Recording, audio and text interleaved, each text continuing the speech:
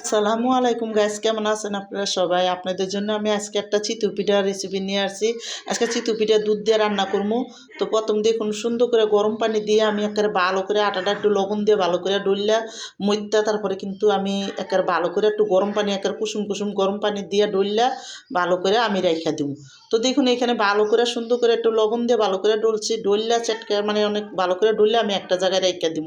রেখে তারপরে কিন্তু দেখুন তারপরে কতক্ষণ পরে আমি অনেকক্ষণ এক জায়গায় রেখে দিছি, তারপরে সুন্দর করে আবারও গরম পানি দিয়ে আমি এটা আরও ভালো করে সুন্দর করে ডললে তারপরে কিন্তু আমি কী করবো, এটা একটু ব্লেন্ডারের ভিতরে একটু পেটটা নেব।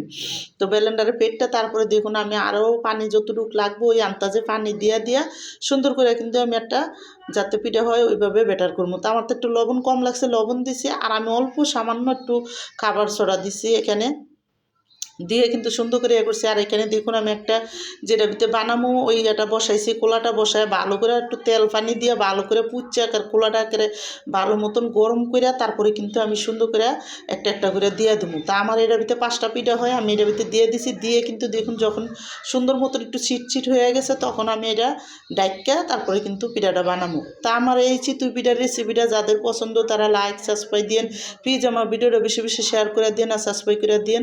আর একবার হলে এভাবে শীতের সিজনে চিতই পিঠা রান্না করে দেখুন অনেকই মজা লাগে। তো দেখুন টাটকা গুড়ি করে বানাইছি আমি পিঠাটি, প্রতিটা পিঠা ফুলছে আর সুন্দর করে ছিদ্র হয়েছে। তো আমি আপনাদের জন্য আরও একটা পিঠা দিয়ে দিতেছি এখানে। তো দেখুন ভালো করে কিন্তু আরও আমি এখানে এক খোলা পিঠা দিয়ে দিব।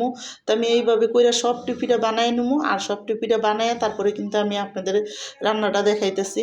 তো দেখুন এদিকে কিন্তু সুন্দর করে এই পিঠাটাও দেওয়া হয়ে গেছে, ডাইকা দিলাম। আর এই পিঠাটাও দেখুন কত সুন্দর ফুলছে, প্রতিটা পিঠা ফুলছে আর ছিদ্র হয়েছে।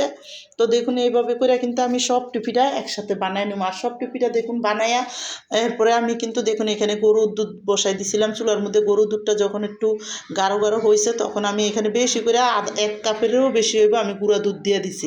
তো গুঁড়া দুধটা দিয়ে এখন দেখুন সুন্দর করে যখন আরও কমে গেছে তারপরে কিন্তু আমি খেজুরের গুড়টা দিয়ে দেবো। তা আমি কিন্তু যতটুকু গুড় লাগবে ওই আন্দাজে দিয়ে সুন্দর করে গুড়টা দিয়ে ভালো করে বলকাইছে যখন 2-3টা তারপরে কিন্তু আমি পিঠাটি সব দিয়ে দিছি।